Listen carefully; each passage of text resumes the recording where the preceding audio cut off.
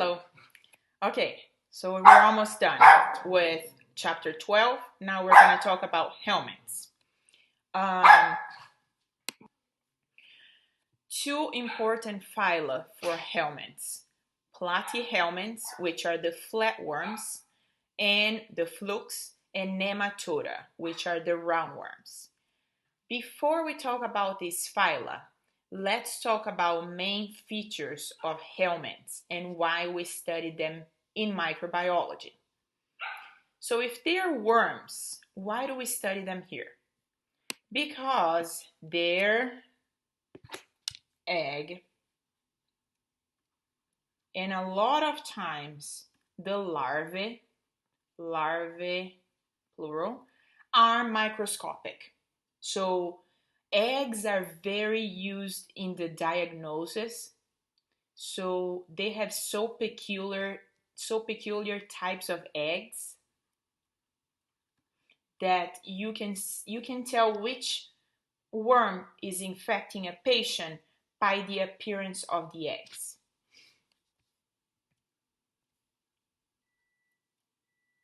Other features of helminths: they're multicellular always because they're worms, right? You can see them with the naked eye. They are specialized to live inside hosts. They're always, or most of the species of helminths are parasitic. What happens for them to be parasitic? What's typical of this type of organisms? They have a very undeveloped digestive system, or maybe even absent. So for example, some of them can just absorb food through their cuticle, like through their skin, and it kind of goes directly to the blood, okay? And their gastrovascular cavity, that's typical of platyhelminths, is just for excretion. That comes out through the anus. They don't have a mouth. So they have very undeveloped digestive system. They have a reduced nervous system. They don't usually move, okay? The way they move is very deficient. And the reproductive system is very complex, where you always have definitive,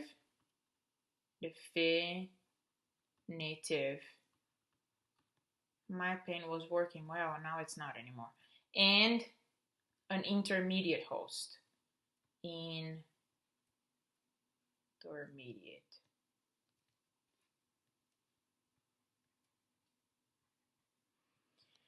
The definitive host is where you have the sexual phase. That's a sexual phase of their life. And the intermediate host is where they have the larval stage. So when they're babies, so there's always in here, I have in the next slide, the life cycle of a helminth is always there is an egg that develops into a larva that develops into an adult. That's the adult, okay? They can have in the same adult body both female and male sexes, or, and that's called hermaphroditic, or they can be dioecious, which is separate male and female. Most of the platyhelminths are hermaphroditic, and usually, but there are some that are not. There is one, the schistosoma is not. And most of the dioecious, of the nematode, are separate sexes, but there are exceptions, okay? Trematodes. So now we're talking about platyhelminths. Platyhelminths are divided into trematodes and cestodes. The trematodes, they are flat. Actually, all the platyhelminths are flat body. It's a body that has like a dorsal and ventral side, but there's nothing lateral because they're so thin laterally, okay? So let me show you what else they have. They have an oral sucker and a ventral sucker. So that you see, if you look at them through the underneath, you can see the ventral sucker. And look, these are ovaries. These are the testes. I told you they're hermaphroditic, right? And the intestines are here. So they eat through the skin, and then the food, what is going to be excreted, goes to their intestine, and then it gets out through the oral sucker. The oral sucker is used for excretion, but also for fixation in the host, okay? In the case, the intestines, right? So this is one example of a fluke, which is a trematode, right? There are other ones. So the ones we usually talk about here is the schistosoma, which is the blood fluke. The schistosoma has a similar life cycle to the paragonimus that is described here, where you have the sexual reproduction happening in the definitive host, which is the man, but then there are little eggs that are excreted in the feces of the host and go to the water, and in the water those little eggs develop into a larva in an intermediate host that is a snail, and that snail or crawfish, okay, is going to grow into a little more mature juvenile stage, and that's going to penetrate the skin of the human, and that's how you get it, okay? Actually, in this case, it's through the mouth.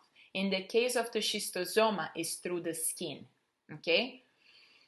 So if you're walking barefoot, and if you're looking at the cycle of the schistosoma manzoni, for example, you know that you're going to have those cercaria penetrate your skin, and then they move to your blood, and then they move to other parts of the body and cause different types of symptoms.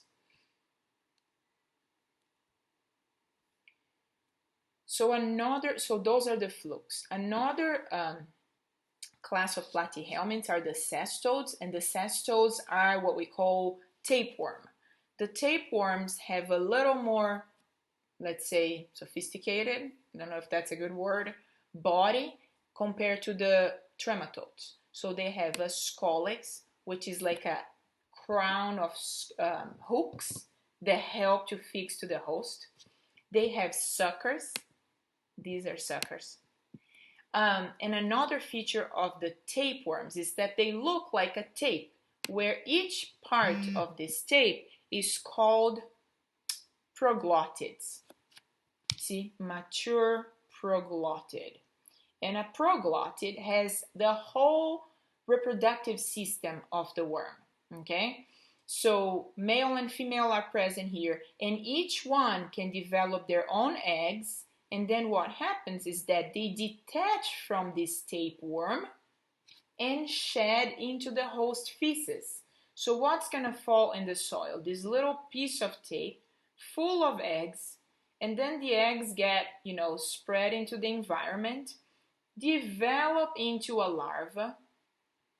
The larva infects the intermediate host.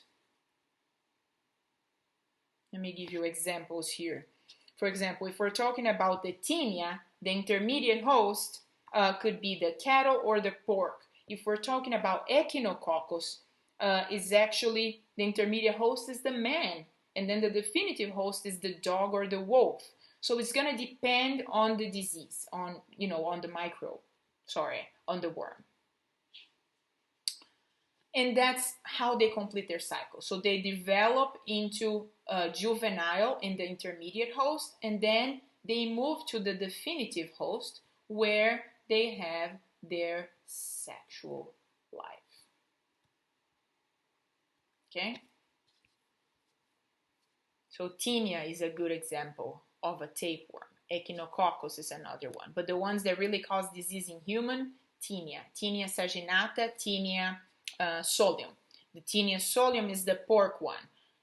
We're going to learn when we talk about this later how there are two different types of diseases caused by the tinea solium. One more dangerous than the other, but that will come later. Um, for most of cestodes, humans are the definitive host, and we already talked about that. And the sister cerci is the larval stage, is how they call it, okay? Nematodes. Nematodes are roundworms. They are more developed than the platyhelminths. So here they have a complete digestive system. Most of them are dioecious, meaning separate sexes.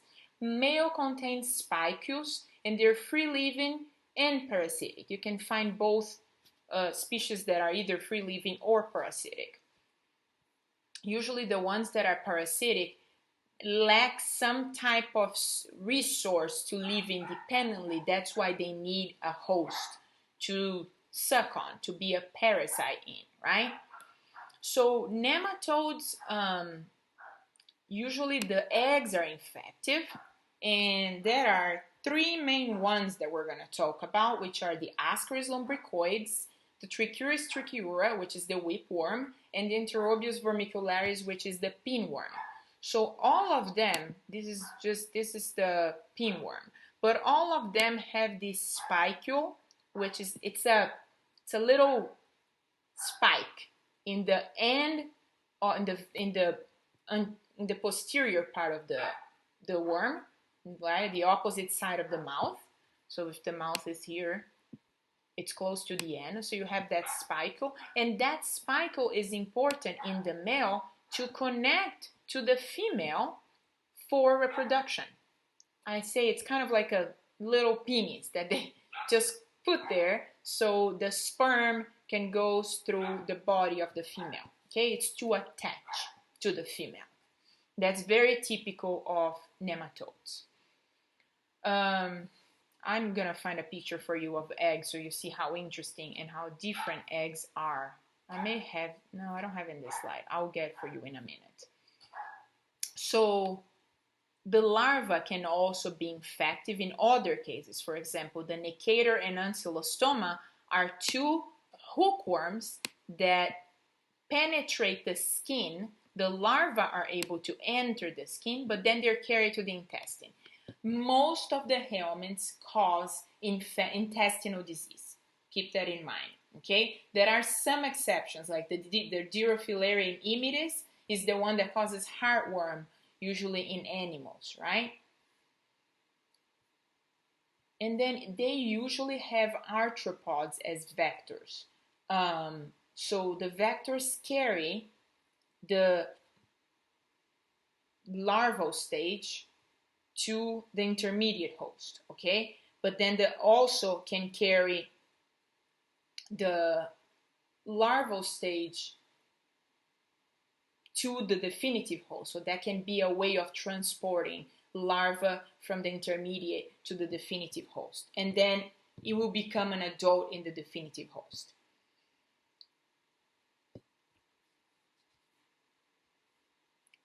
I'm going to show you a picture now of the eggs. Hold on. So just to illustrate for you the difference between the eggs, look how different eggs of helminths can look like. So you find these eggs in the human feces, and they're totally secure way to measure, to say what is the type of worm that is infecting. Look at the Trichuris trichiura, which is the pinworm, the whipworm. Look how interesting the egg is. That's a Toxocara egg. That's a Tinea egg.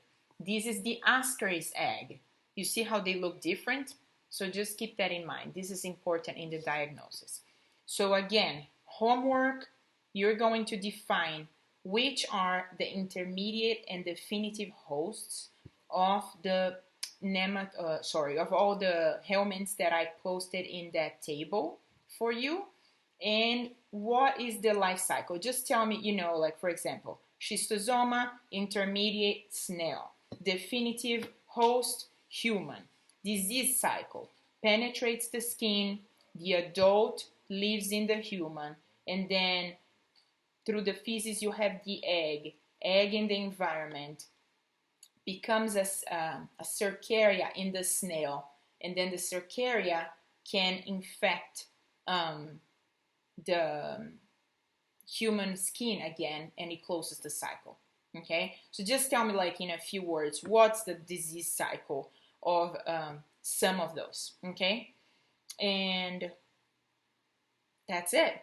That's pretty much, we're just doing an introduction to all these eukaryotes, and we're gonna go back and talk more about them later. Okay, see you for next chapter, which is 13. Bye.